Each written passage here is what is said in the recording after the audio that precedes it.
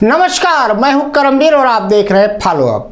हमारी तरुण मित्र की पूरी टीम राम की नगरी अयोध्या से आज लौट आई है। आज का फॉलो अप हम अपने स्टूडियो से कर रहे हैं। जी हाँ, राम की नगरी अयोध्या, जहां से कल तरुण मित्र ने आपको सजीव प्रसारण भी दिखाया था, उसके अलावा फोनो भी किया था।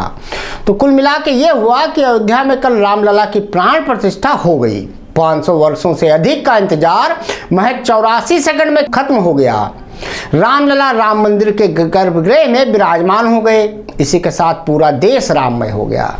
अयोध्या में राम मंदिर के उद्घाटन और रामलला की प्राण प्रतिष्ठा के बाद अगले दिन यानी आज मंगलवार को अयोध्या में भक्तों की आस्था का जनसैलाब देखने को मिला। तरुण मित्र की टीम ने इसे लगातार आज भी सुबह कवरेज किया। सुबह से ही रामलला के दर्शन के लिए मंदिर के बाहर भारी भीड़ देखने को मिली, जिसके चलते कुछ देर मंदिर प्रबंधन को मुख्य गेट पर सुबह 11 बजे के आसपास एंट्री रोकनी पड़ी थी।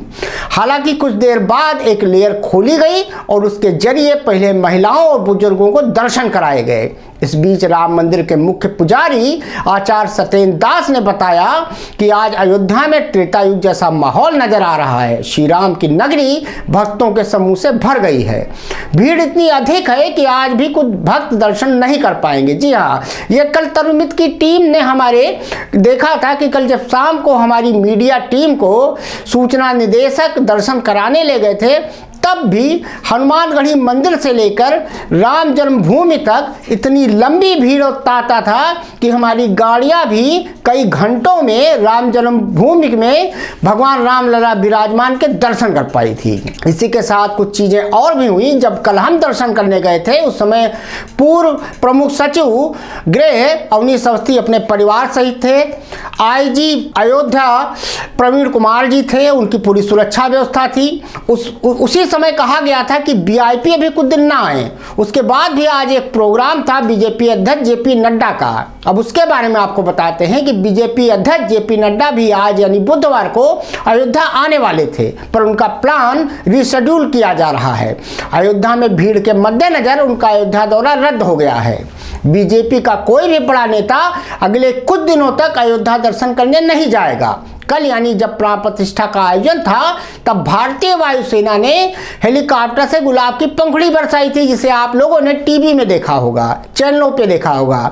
हमसे फूल सजाने वाली कंपनी सियाराम सर्विस के कन्हैया सैनी ने बताया कि करीब 2000 पंखुड़ी, 21,000 किलो गेंदा फूल और 5000 किलो गुलाब के फूल इस्तेमाल हुए थे। इस पूरे मामले में मंदिर में फूलों की सजावट के जरिए ओम जय श्री राम लिखा गया था। इसके अलावा जैसे आप अयोध्या में इंटर करेंगे तो वहां के डिवाइडर से लेकर पूरी अयोध्या के डिवाइडर और सारे पेड़ों को फूलों से सजाया गया था। ये फूल दिल्ली, शिमला और ऊटी से मंगाए गए थे।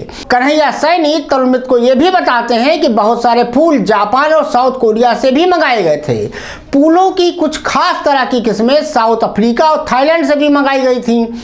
इसकी हमारी टीम ने जायजा भी लिया था। कल मंदिर को सजाने में जिन फूलों का इस्तेमाल हुआ, उनमें मैरीगोल्ड, रोज, आर्चिटेक, किंग प्रोटियस, लिलिकस शामिल थे। अब चलते चलते आपको यह भी बता दें कि प्रभु श्री राम के प्राण प्रतिष्ठा के समय देश के कौन कौन से न्यायाधीश मौजूद थे। जी हाँ, न्यायाधीशों का जिक्र यहाँ करना इसलिए मौजूद है कि कल हमारी टीम ने देखा था कि जब 2019 में सुप्रीम कोर्ट ने रामलला विराजमान के पक्ष में फैसला दिया था, उस समय से लेकर उससे पहले अगर आते हैं मायावती की सरकार में, जब हाई कोर्ट इलाहाबाद खंडपीठ ने फैसला दिया था, तो उस समय के भी जज प्राण प्रतिष्ठा समारोह में विराजमान थे, जिनके बारे में हमारी टीम ने पड़ताल की है। अब उनके बारे में आपको बताते हैं। 22 जनवरी को अयोध्या में राम मंदिर की प्राण प्रतिष्ठा कार्यक्रम में तकरीबन 6000 लोग शामिल हुए।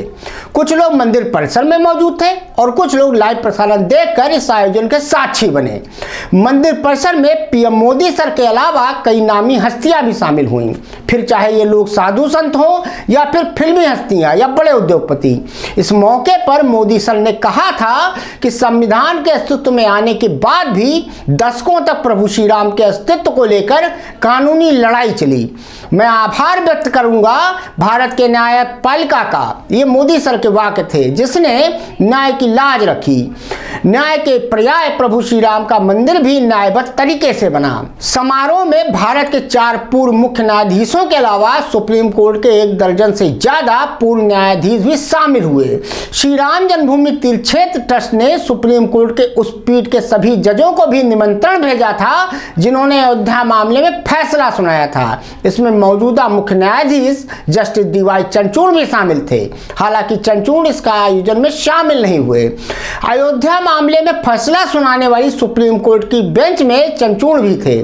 भारत के पूर्व मुख्य न्यायाधीश JS खेहर ने 2017 में अयोध्या विवाद को सुलझाने के लिए व्यक्तिगत रूप से मध्यस्थता करने की पेशकश की थी। जस्टिस खेहर भी प्राण प्रतिष्ठा समारोह में शामिल हुए। जस्टिस खेहर के अलावा जस्टिस VN खरे, NV रमन्ना और UU ललित भी समारोह में शामिल हुए। ये तीनों भी भारत के मुख्य न्यायाधीश रह चुके हैं। सुप्रीम कोर्ट के करीब 1 दर्जन से ज्यादा पूर्व जज भी प्राण प्रतिष्ठा समारोह में शरीक हुए।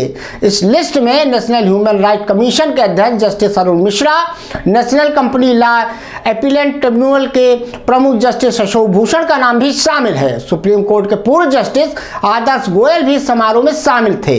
जब 1992 में बाबरी मस्जिद गिराई गई थी तब आदर्श गोयल ने बतौर वकील यूपी सरकार की तरफ से केस भी लड़ा था। इनके अलावा जस्टिस V रमा सुब्रमण्यम, अनिल दवे, विनीत सरन, ज्ञान सुधा मिश्रा भी इस समारोह में मौजूद थे। 2010 में अयोध्या मामले में इलाहाबाद हाई कोर्ट ने फैसला सुनाया था। इस फैसले को सुनाने वाली बेंच के जस्टिस सुधीर अग्रवाल भी प्राण प्रतिष्ठा समारोह में मौजूद थे। वो भी प्राण प्रतिष्ठा समारोह में शामिल हुए और उन्होंने भगवान श्री राम लला विराजमान के दर्शन भी किए। हाई कोर्ट ने 2-1 के फैसले के साथ विवादित 2.77 एकड़ जमीन को 3 हिस्सों में बांटने का फैसला सुनाया था। फैसले में जमीन को सुन्नी वक्फ बोर्ड, निर्मोही अखाड़ा और राम मंदिर को दिए जाने की बात कही थी।